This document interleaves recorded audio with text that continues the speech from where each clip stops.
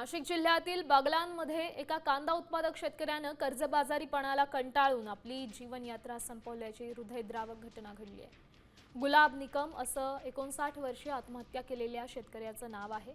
बदलतं हवामान आणि बाजारपेठेत कांद्याला मिळणारा कवडीमोल भाव यामुळे निकम यांच्यावर कर्जाचा मोठा डोंगर उभा राहिला होता। पण याच वाढत्या आर्थिक विवंचनेतून त्यांनी हे टोकाचं पाऊल उचललंय। या दुर्दैवी घटनेमुळे संपूर्ण बागलाण तालुक्यात तीव्र शोककळा पसरली आहे।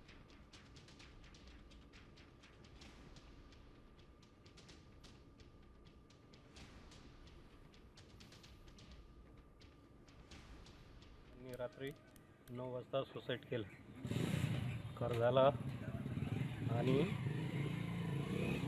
मुलांचं रोजगार आणि त्यांचे लग्न होत नाही त्याच्यामुळं, आणि दुसरं कांद्याला भाव नाही, शेतीमालाला भाव नाही, त्याच्यात त्यांनी मानसिक तणावात येऊन 15 दिवसापासून त्यांनी सुसाईड केलं रात्री।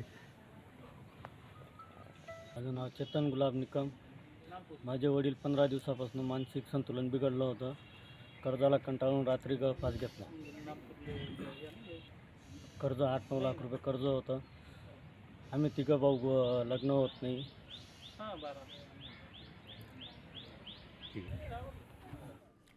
तर शेतकऱ्यावर जी नामुष्की ओढावली आहे त्याचे परिणाम आपण पाहतोय। कांद्याला कवडीमोल भाव मिळतोय, कर्जाचा डोंगर आहे।